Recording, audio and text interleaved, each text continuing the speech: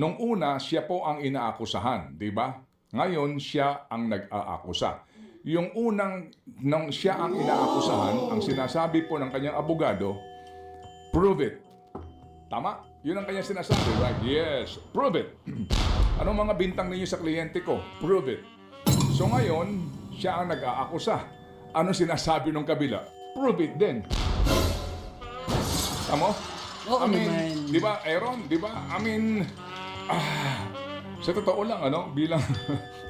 Tapos doon po sa nangyari sa Senado, sa hearing, may karagdag and we are glad na wala pong umatras sa mga testigo. Bagkus ay nagkaroon po ng karagdagan daw ng mga statement. Pero at the end of the day din, ang sinasabi ng mga nandoon sa affidavit, na mga sinasabing umano'y nakinabang sa kickback ng mga proponents, ang sinasabi pa rin ay hindi totoo yan.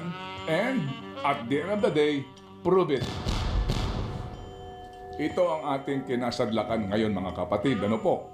Walang umaamin, walang aamin perhaps sa mga proponents na ito, may mga umaamin yung pong mga naging intermediary. Opo, ito pong mga mismong taga-DPWH na siya umanong nakipagtransaksyon sa mga kontratista. Meron dito first personal knowledge, sila mismo ang tumanggap, sila ang nagbigay. Pero yung mga iba, dumaan sa mga intermediaries. So, ang tanong dyan, paano mo mapapatunayan yan? Kaya nga po, malakas din ang loob nila para sabihin na, sandali lang. Hindi naman kami mismo ang tumanggap dyan. May sinasabing namagitan. So, yung bang mga namagitan na yun ay ipapatawag din o tatanungin din? Kasi nga sa bandang huli, ikaw na nagpapagal ngayon, ikaw na nag-taxi driver na hindi mo alam kung makaka-boundary ka, ikaw na naglalako ng isda o ng taho, hindi mo alam kung makakabenta ka o hindi, ang pinoproblema mo, pambili ng bigas. O kaya po'y pampapagamot sa iyong may sakit na anak. Habang itong mga taong ito, hindi maitatanggi, komportable ang buhay at ang sinasabi, kung kami nagnakaw, patunayan nyo. FM. Kaya pala siya downtrodden. Kasi ang sabi niya dun sa kanyang statement ay Sige, hindi nga siya nakinabang. Downtrodden, as always. Sige. So, Patawa-tawa na lang tong partner ko dito.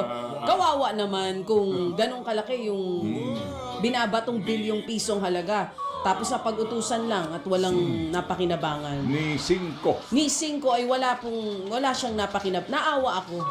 Oo, nakakaawa naman kung gano'n. Takin mo yun, bilyonaryo ka na. Inuutusan ka lang para kumulekta. Yun na nga, at umuo ka nang wala kang pakinabang. Kung ako naman ay uutusan mo ng ganong kalaki, sana meron akong pakinabang, ha? Kaya nga, sabi ko sa ating group chat, isama mo nga sila direct dyan. Oo, Sa ating group chat. Ano sabi mo? Ang sabi ko, bigyan ng medal yan. Oo. Meron ha?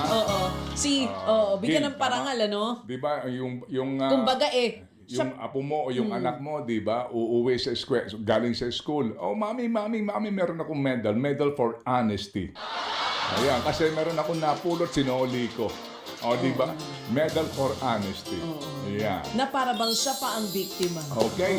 O sige, sandali lang po. Relax lang po kayo dyan. As in, this morning nga po, sabi ko nga kay Chacha dito, hindi ko malaman ano bang uunahin natin. Sa dami at na paano nangyari, ba natin po, mailalahad ang mga isyong ito sa ating magiging mga panayam. No?